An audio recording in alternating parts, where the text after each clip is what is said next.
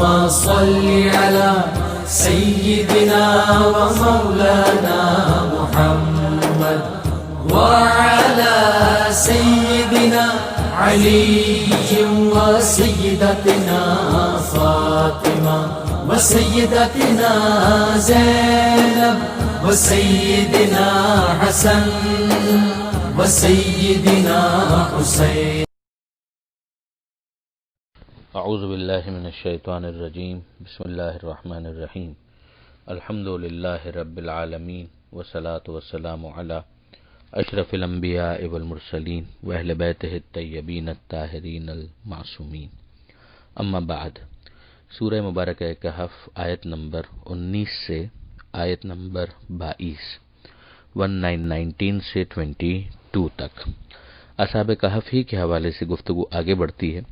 ان پر نیند طاری کر دی گئی تھی. خاص پروردگار عالم کا جو لطف تھا، جو احسان تھا، جس کی وجہ سے نہ انہیں سورج کی تمازت کی کوئی خبر تھی، نہ اس کی کوئی پرابلم تھی، اور ان کو کروٹیں بھی بدلوائی جا رہی تھیں.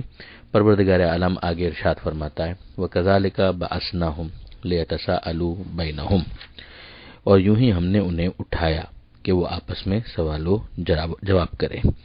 یعنی جس طرح سے وہ طولانی نیند قدرت الہی کا کرشمہ تھی، ویسے ہی ان کی بیداری بھی اللہ کی قدرت کا نمونہ تھی. تو ہم نے انہیں اس طرح سے ایک معجزانہ شان سے نیند بھی عطا کی اور بیدار بھی کیا. اب ان کی جو گفتگو ہے وہ یہاں پر بیان ہو رہی ہے. قال قائل منہم کم لبستم، ان میں سے ایک نے کہا کتنے عرصے تک سوتے رہے. قالوا لبسنا یوما او بعد یوم، تو انہوں نے جواب دیا کہ ایک دن یا شاید ایک دن کا بھی کچھ حصہ. قالوا، پھر انہوں نے کہا کہ ربکم عالم بما لبستم، تمہارا رب ہی بہتر جانتا ہے، خوب جانتا ہے کہ کتنے عرصے تک تم سوتے رہے. فابعثوا احدکم، تو اب ایک کو بھیجو، بورقکم ھذہ الی المدینہ، کہ وہ یہ چاندی کا سکہ لے کر جائے شہر میں. فلینظر ایھا ازکی طعاما، اور وہ دیکھے کہ کون سا اچھا کھانا یہاں پر اویلیبل ہے. ظاہر ہے کہ طبی اعتبار سے انہیں بھوک کا احساس ہوا، تو انہوں نے آپس میں یہ گفتگو کی کہ بھئی ایک کو بھیجا جائے تاکہ وہ کھانے کا کچھ انتظام کرے اور اچھا کھانا لے کر آئے. فلیأتکم برزق منہ، تو اس میں سے وہ اچھی غذا اس کا انتخاب کرے اور لے کر آئے. ولیتلطف، اور مناسب رویہ اختیار کرے، یعنی کوشش رہے ایک اچھا رویہ ہو. یہ جو لفظ ولیتلطف ہے، اس میں محققین نے لکھا ہے کہ یہاں پر قرآن مجید ایگزیکٹلی نصف پر پہنچ جاتا ہے، یعنی کنٹینٹ وائز، ٹیکسٹ وائز جو متن ہے قرآن مجید کا، یہاں پر آدھا ہو جاتا ہے. تو یہ لوگ کہہ رہے تھے کہ بھئی مناسب رویہ اختیار کرو. ولا یشعرن بکم احدا، اور کسی ایک کو بھی خبر نہ ہونے پائے کہ تم لوگ یہاں پر موجود ہو. اب وہ تو اپنی دانش میں یہی سمجھ رہے ہیں کہ دقیانوس ہی کا زمانہ ہے، اسی بادشاہ کا زمانہ ہے، انہی لوگوں کا زمانہ ہے. انہیں اس بات کا احساس نہیں ہے کہ اتنا عرصہ گزر چکا ہے اور دقیانوس کا زمانہ ختم ہو چکا، وہ لوگ مر کھپ چکے ہیں، ان میں سے بہت سے جہنم رسید ہو چکے ہیں. انہیں پروردگار عالم نے ایک نشانی بنا کر اب تک باقی رکھا ہوا ہے. انہم ان یظہروا علیکم یرجموکم، اگر وہ لوگ تم پر قابو پا گئے، یرجموکم، تو تمہیں سنسار کر دیں گے. او یعیدکم، اور یا پھر تمہیں پلٹا دیں گے، فی ملتہم، ان کے دین پر، جو ان لوگوں کا مذہب ہے اسی پر وہ تمہیں پلٹا دیں گے، یعنی شرک کی طرف لے جائیں گے، توحید سے برگش کر دیں گے. ولن تفلحوا اذا ابدا، اور پھر تم دونوں جہاں کی بہتری حاصل نہیں کر سکو گے. وَكَذَلِكَ أَعْثَرْنَا عَلَيْهِمْ، اور اسی طرح سے ہم نے مطلع کیا ان کو، لِيَعْلَمُوا، تاکہ وہ اس بات کو جان لیں کہ ان وعد اللہ حق، کہ اللہ کا وعدہ بالکل حق ہے. وہ کون سا وعدہ؟ وَأَنَّ السَّاعَةَ لَا رَيْبَ فِيهَا، اور یقیناً قیامت اس میں کسی قسم کا کوئی شک اور شبہ نہیں ہے. یعنی الٹیمیٹلی جب ان کو خود کو بھی یہ ریئلائز ہوا کہ ارے ہم تو اتنے عرصے تک سوتے رہے، تو وہ خدا کہ جو اتنے عرصے تک نیند ہمارے اوپر غالب کر سکتا ہے، وہ مرنے کے بعد واپس زندہ بھی کر دے، تو اس میں حیرت کی کوئی بات نہیں ہے. یعنی یہ جو طولانی نیند اور اس سے بیداری ہے، یہ ان کی ایک نشانی بن گئی کہ پروردگار عالم کی قدرت کے لیے کوئی یہ چیز بعید نہیں ہے کہ واپس مردوں کو زندگی عطا کرے. الٹیمیٹلی ان کو یہ ریئلائز اس وقت ہوا کہ جب وہ گیا بندہ اور چاندی کا اس نے پرانا سکہ دکھایا، ان کی وضاقت، ان کا لباس، ظاہر ہے کہ ان تمام تر چیزوں سے جو وہاں کے لوگ تھے ان کو اندازہ ہوا کہ یہ تو کسی پرانے زمانے کا کوئی فرد لگ رہا ہے، باشندہ لگ رہا ہے، اس سے وہ بیچارے ایکسپوز ہوئے۔ اذ یتنازعون بینہم امرہم، جب اس موقع پر وہ لوگ آپس میں تنازع کر رہے تھے، گفتگو کر رہے تھے، فقالوا ابنوا علیہم بنیانا، تو ان میں سے کسی نے کہا کہ ان کے اوپر جہاں پر یہ لوگ ہیں وہاں پر ایک عمارت قائم کر دی جائے۔ ربہم اعلم بہم، ان کا رب ان کے بارے میں خوب جانتا ہے۔ قال الذین غلبوا علی امرہم، تو انہوں نے کہا کہ جو ان پر غالب آئے، لنتخذن علیہم مسجدا، کہ ہم تو بس ضرور ان کے اوپر ایک مسجد بنائیں گے۔ اب یہاں پر کیس کیا بنا؟ کیس یہ بنا کہ وہ وہاں سے واپس آیا پریشان کہ یہ کس زمانے میں ہم آ گئے، اور وہاں پھر پروردگار عالم سے انہوں نے سب نے مل کر اسی غار میں دعا مانگی کہ اے پروردگار ہم پر واپس یا تو نیند کو غالب کر دے یا ہمیں اپنے پاس بلا لے۔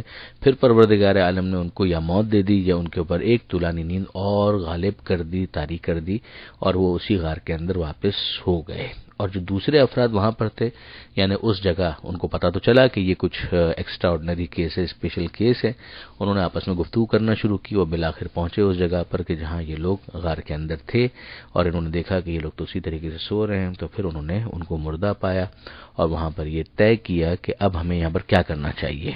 تو انہوں نے ایک یادگار بنانے کا فیصلہ کیا، اور اس یادگار کے لیے انہوں نے مسجد کا انتخاب کیا کہ ایک عمارت بنائیں، وہ عمارت یادگار ہو، اور اس عمارت کا پرپس کیا ہو کہ اسے بطور مسجد یعنی عبادت خدا کے لیے ہم استعمال کریں گے۔ اسی سے اندازہ ہوتا ہے کہ وہ افراد جو اس موقع پر یہ ڈسکشن کر رہے تھے وہ لوگ مومنین میں سے تھے، یعنی شرک کا دور ختم ہو چکا تھا، توحید کا دور تھا، اور یہ افراد ان افراد کو خدا کی ایک نشانی ہی سمجھ رہے تھے کہ بھئی اتنے عرصے کے بعد، یعنی انہوں نے بھی اس بات کو جان لیا کہ قیامت کوئی ایسا ناممکن معاملہ نہیں ہے۔ وہ پروردگار جس نے یہ نشانی ہم کو دکھا دی کہ اتنے عرصے کے بعد ان کو بیداری عطا کی، وہ ظاہر ہے کہ ہمیں واپس مرنے کے بعد زندگی عطا کر سکتا ہے۔ ان کا دیندار ہونا، اسے تفسیر جلالین کے اندر بھی کہا گیا کہ ہم المؤمنون، کہ وہ لوگ صاحبان ایمان تھے۔ اسی طریقے سے صاحب مجموع البیان علامہ طبرسی نے بھی اس بات کو بیان کیا۔ اس مسجد میں نماز پڑھنے کی بات ہوئی، اس کو بھی جلالین نے لکھا کہ یصلی فیہ ہے، کہ جس کے اندر نماز پڑھی جا سکے۔ تو اس سے ہمیں ایک اور بات سمجھ میں آئی، اور وہ یہ کہ یہ ان کا منصوبہ قابل تعریف تھا۔ پروردگار عالم نے اس کے اوپر کوئی تعریض نہیں کی ہے، کسی قسم کے کوئی نیگیٹو کمنٹس نہیں دیے، اور اس سے ثابت ہوتا ہے کہ صالحین کے مستقر پر، یعنی جہاں پر صالحین کی قبریں ہوں جو قبر کی نوعیت سے ہو، بطور یادگار عمارت قائم کرنا کوئی قابل اعتراض بات نہیں ہے، اور یہ عمارت مسجد کی قسم سے بھی ہو سکتی ہے جس میں نمازیں پڑھی جائیں، جیسا کہ تفسیر جلالین کا میں نے حوالہ بھی دیا۔ تو اسے بہرحال ہمارے ان دوستوں کو غور کرنا چاہیے کہ جو اگر کہیں پر کسی قبر کے ساتھ اگر مسجد نظر آ جاتی ہے تو اس کے اوپر وہ اعتراضات کا سلسلہ قائم کر دیتے ہیں، تو سوچیں کہ بہرحال قرآن مجید اس حوالے سے کیا بیان کر رہا ہے۔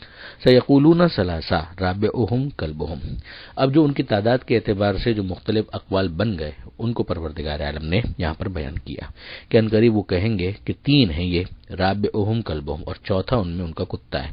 ویقولون خمسہ، اور کہیں گے کہنے والے کہ 5 ہیں، سادسہم کلبہم، اور 5واں ان میں ان کا کتا ہے، چھٹا ان میں ان کا کتا ہے۔ تو ایک قول کہ 3 چوتھا کتا ہے، 5 چھٹا کتا ہے، یہ دوسرا قول ہو گیا۔ رجمم بالغیب، یہ اندازے ہیں اٹکل، یعنی ان کے اندر کسی قسم کی کوئی حقیقت ہو یہ نہیں ثابت ہوتا۔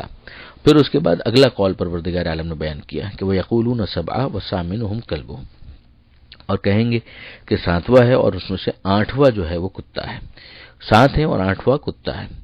قل ربی اعلم بعدتہم، کہہ دیجئے کہ میرا رب جو ہے وہ خوب جانتا ہے ان کی تعداد کے بارے میں، ما یعلمہم الا قلیل، اور ان کی تعداد کو کم افراد کے سوا کوئی نہیں جانتا۔